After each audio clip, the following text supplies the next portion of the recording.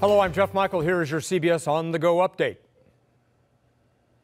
3, 2, 1. Let's see a Tesla keep up with that. Just minutes ago, Hawthorne-based SpaceX launched a Falcon 9 rocket with a payload of 10 communication satellites. It was launched from Vandenberg Air Force Base. The rocket was used before. That was back in October. This time, SpaceX will not be trying to recover the rocket, but it does want to try to find the fairing, which covers the nose cone. It covers the payload. And here's the good news for any of you fellow space fans. Another SpaceX rocket is set to launch to the International Space Station Monday. That launch will be from the Cape in Florida. Tonight's Mega Millions jackpot has crossed the $500 million mark. It's the fourth largest jackpot in Mega Millions history. Your chances of winning the jackpot are a little more than 2,000 times less likely than being struck by lightning. Boy, still buy a ticket, might as well.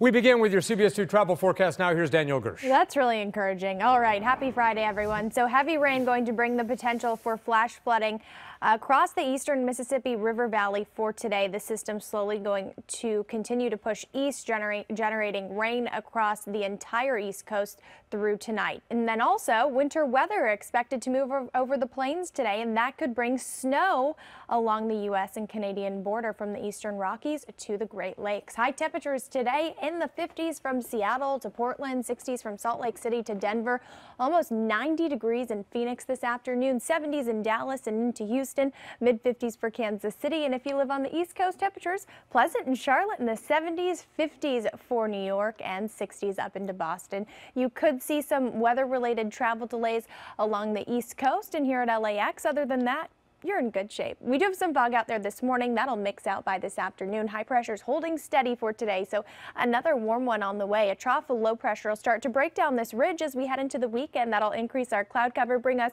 some cooler conditions for your holiday weekend. Highs today, 70s and 80s, 87 the high in Woodland Hills this afternoon, 83 for the city of San Fernando, 70 in Torrance, upper 60s for the Orange County coast, 83 in West Covina. Lots of mid-80s for the Inland Empire, 95 degrees if you're heading out to Palm Springs this weekend, which I'm sure many of you are. We'll cool down tomorrow, and then for your Easter Sunday, you'll notice that cool down the most if you live along the coast or into the basin. Mid-70s and upper 70s for your Easter Sunday for the valleys, the IE, and the high desert, so still mild. As we head into next week, more sunshine, pleasant temperatures. We could see a couple light showers by the end of next week. Jeff. All right, Danielle, thanks. There is a shrine of sorts honoring the selfie craze. CBS 2's Joe Kwan went to Glendale to check out the Museum of Selfies. It's time to whip out, yes, those selfie sticks. There may not be welcome at the happiest place on earth, but they are welcome here. Here at the Museum of Selfies. If you don't have one, they've got you covered with this, the world's longest selfie stick. It is about 90 feet. Click this button and it really works. This guy, or guys, you see here is the co-creator of the museum using one of the many interactive features. Tommy Haunton says he's not a selfie kind of guy. When people first found out I was involved in this, they're like, really? You?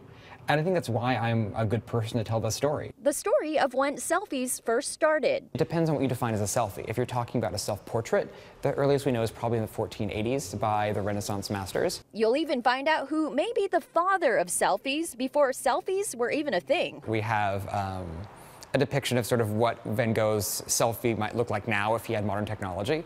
But yes, he definitely helped make it more popular. Is your head spinning from what you're hearing? Well, you can take a break in Van Gogh's bed, or maybe just snap a selfie in it, or here, vegetarian options available, or here, or hashtag gym selfie. And of course, yes, they have the bathroom selfie, but this bathroom is an optical illusion.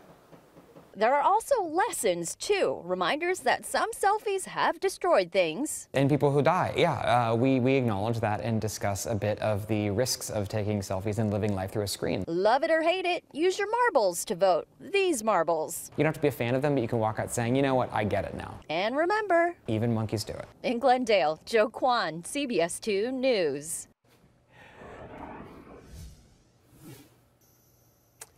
Now your CBS On The Go sports. Last night was opening night at Dodger Stadium. The boys in blue lost to the Giants, but most fans don't seem too worried. It's only game one. It's going to be a great season. We're going to go all the way. Dodgers fans are excited about the new season. Opening ceremonies focused on the team's 60th anniversary here in Los Angeles and the 30th anniversary of the 1988 World Championship.